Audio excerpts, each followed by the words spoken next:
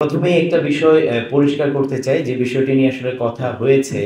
যদিও বাংলাদেশের মানুষ হিসেবে আমরা খুবই কম জানি যে বাংলাদেশে এই ধরনের একটি প্রতিষ্ঠান আছে যেটিকে ক্ষুদ্র নৃগোষ্ঠী সাংস্কৃতিক প্রতিষ্ঠান নাম দেয়া হয়েছে। বাংলাদেশের বেশ কিছু জায়গাতে যেমন রাঙামাটি, বান্দরবান, খাগড়াছড়ি, কক্সবাজার, মৌলভীবাজার, আমাদের রাজশাহীতে, দিনাজপুরে, এছাড়া কিন্তু আপনার নেত্রকোনাতে, বিরিশিরিতে এবং খুবই সাম্প্রতিকভাবে তৈরি হওয়া যেটি ময়মনসিংহের হালুয়াঘাটে।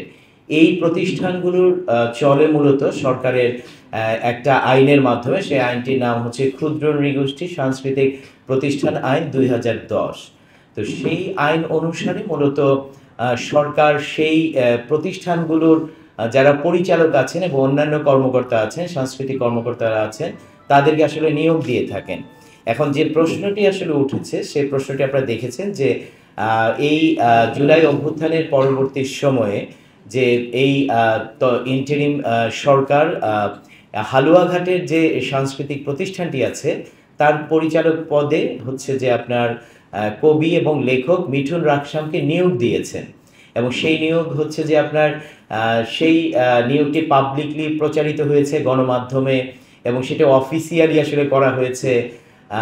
এবং আমরা সরকারের সেই সিদ্ধান্তকে স্বাগত জানাই যখন মিঠুন রাকসামের মতো একজন সুপরিচিত লেখক এবং কবিকে এইরকম একটি প্রতিষ্ঠানের দায়িত্ব দেওয়া হয়েছে।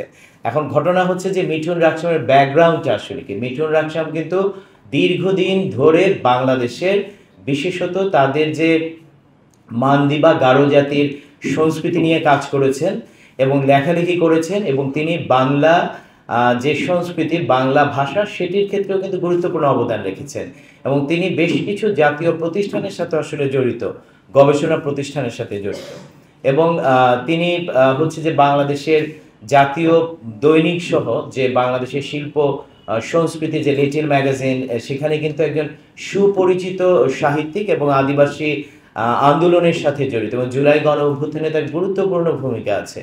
এবং সেই জায়গা থেকে যখন মিঠুন রাকসামকে এরকম একটি প্রতিষ্ঠানের জন্য আসলে নিয়োগ দেওয়া হয়েছিল, তখন আমরা সরকারের সেই সিদ্ধান্তকে সাধুবাদ জানিয়েছিলাম। এখানে ব্যক্তি মিঠুন রাকসাম আমার জন্য আসলে খুব গুরুত্বপূর্ণ বিষয়ই নয়।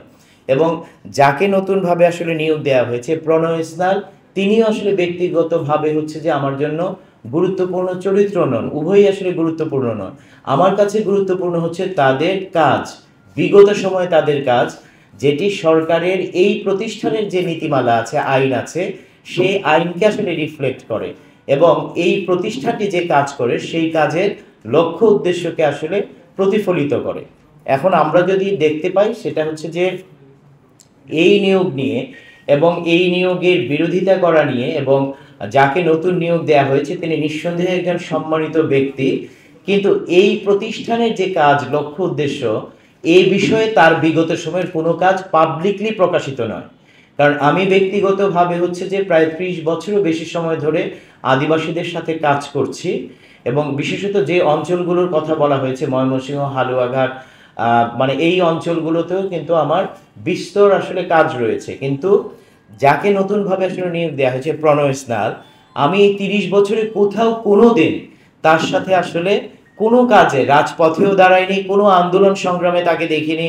যখন আদিবাসীদের আসলে মানে বাগান লুট করে ফেলা হয়, যখন আসলে বন কেটে ফেলা হয়, যখন হচ্ছে যে বাঁধ দেয়া হয়, কিংবা কোনো খুন ধর্ষণ হয়েছে, কিংবা কোনো নিপীড়ন হয়েছে, তার বিরুদ্ধে যখন আদিবাসীরা আসলে আন্দোলন সংগ্রাম করছেন, লেখালেখি করছেন, কিংবা কোনো সাংস্কৃতিক আয়োজন করছেন, তার কোনোটাতেই আসলে প্রণয় স্নালকে আমরা দেখতে পাইনি, কিন্তু মিঠুন রাকসামকে আমরা দেখতে পেয়েছি।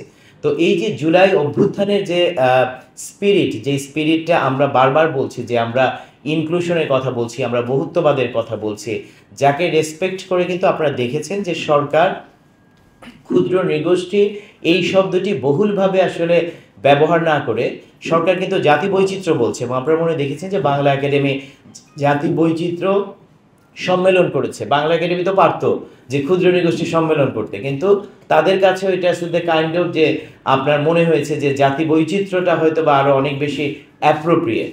তো মিঠুন রাকসামের ক্ষেত্রে যে বিষয়টি খুব গুরুত্বপূর্ণ সেটি হচ্ছে যে উনি একই সাথে বাংলা একাডেমির যে চলমান আদিবাসী গবেষণা ভাষা ও সাহিত্য সিরিজ আছে, তিনি তার একজন সদস্য এবং সংস্কৃতি মন্ত্রণালয় খুবই সম্প্রতি একটি জাতীয় কমিটি করেছে। সেই কমিটি হচ্ছে যে বাংলাদেশের আদিবাসীদের তালিকা হালনাগাদকরণ, এবং যে আইনটির কথা উল্লেখ করছি সে আইনের যে তফসিল আছে সেই তফসিলে যে বাংলাদেশের যে বাদ পড়ে যাওয়া আদিবাসী তাদের তালিকাভুক্তকরণ, এরকম একটি কমিটির সদস্য হচ্ছে মিঠুন রাকসাম। তাহলে একটি গুরুত্বপূর্ণ প্রশ্ন আসে, যদি প্রলয় স্নাল মানে এইসব ক্ষেত্রে যে যে বিষয়গুলো নিয়ে কথা হচ্ছে, হয়তোবা প্রলয় স্নানের অন্যান্য অনেক গুরুত্বপূর্ণ কাজ থাকতে পারে, উনি অনেক গুরুত্বপূর্ণ ব্যক্তি হতে পারেন যাকে হয়তোবা সরকার মনে করলে অন্য কোনো প্রতিষ্ঠানে আসলে নিয়োগ দিতে পারেন বা অন্য কোনো কাজের সাথে যুক্ত করতে পারেন।